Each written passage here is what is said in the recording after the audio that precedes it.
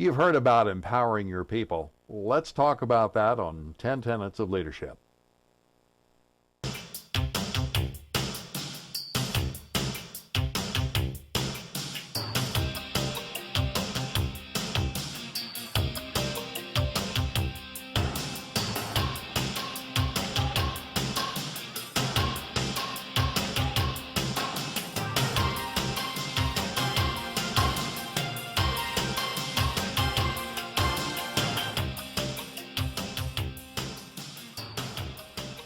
Hi, I'm Andy McCaskey of STR News, welcoming the host of our show, Larry Pendergrass. Hi, Andy. Yeah, Larry, we hear a lot of talk about empowering people in an organization. Why did you select this as tenet number 3? Well, first of all, it's important to understand that this combines with the previous two tenets, respecting people and leading by objective. You need to be able to empower your people for those two tenets to be really valuable. They need to be able to have permission, the support structure, and understand that they are allowed to make decisions in order to get the best benefit from them. What would be some of the cautions that you would cite when you're discussing this topic? Well, first of all, you need to teach people to feel empowered. And at first, you might find that people bring requests to you that are not necessarily decisions that you should make. You need to be consistent with a pushback on certain kinds of requests. Help people to understand that they are empowered and you do trust them to make those decisions. Drive as much as you can toward the for decision loops that are very much at the lowest possible level. A good example of this actually might be if you have a conflict in your group with where two people are not getting along. You may have a culture where the general tendency is to fire missiles through the management chain so that they'll solve this conflict problem.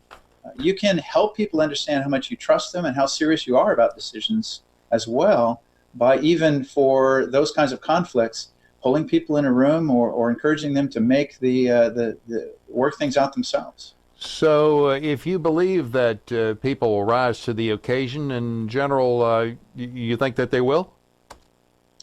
Well, to some degree, some of this crosses over into the what's called the Pygmalion effect and the Galatea effect. For those of you that don't know what that is, the Pygmalion effect has actually been talked about quite a bit, especially with regard to our schools. In effect, you can, by your belief in others or lack thereof, impose that same belief on them.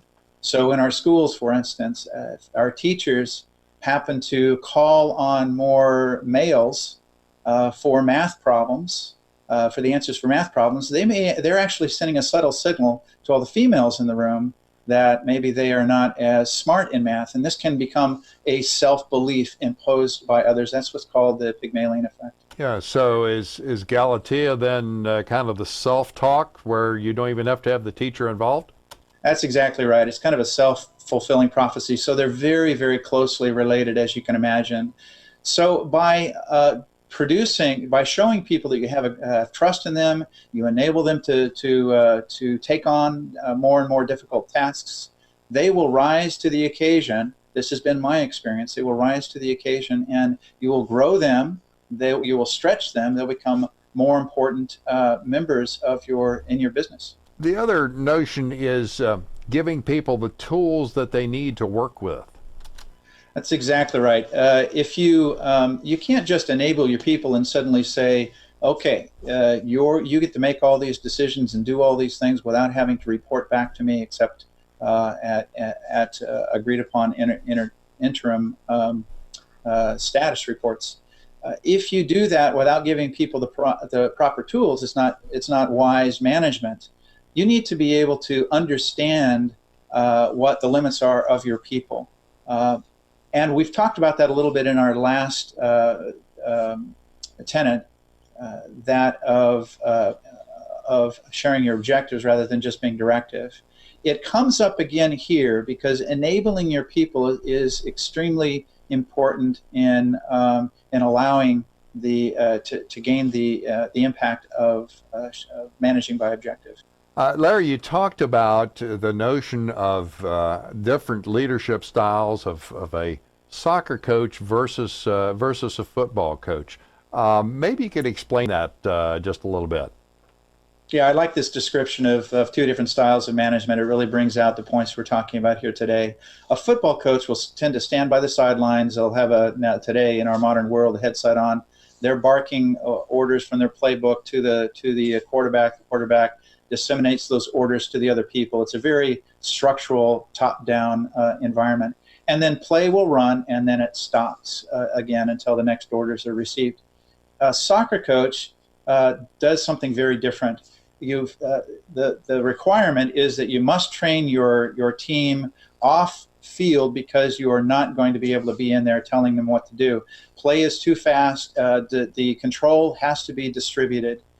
So in a rapidly changing environment where you want your people to adapt more rapidly, you need to enable them to make individual decisions on a very rapid basis. My feeling is that today, most of today's business demands soccer coaches rather than football coaches from all of us. Larry, what are some of the reading resources that you recommend on this topic? Well, there's some great resources out there, of course, but there are two that I might point you to for the time being. The first is called the Pygmalion in Management. It's a paper that was written for the Harvard Business Review by Livingston in 1969. I could also recommend a great book by David Cooperrider and others on appreciative inquiry into organizational life. We didn't have enough time to talk about appreciative inquiry, but it has a great deal to say about how the benefits you could have for your organization by focusing on things that go well and do more of that, as opposed to always focusing on things that are going poorly.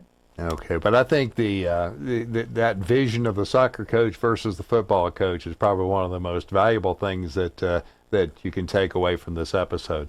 What are we going to be talking about next week? Next week we'll talk about keeping your commitments. Okay, and the whole notion of partnering in a modern organization. Larry, thanks for sharing with us, and thanks to you for joining us here on 10 Tenets of Leadership.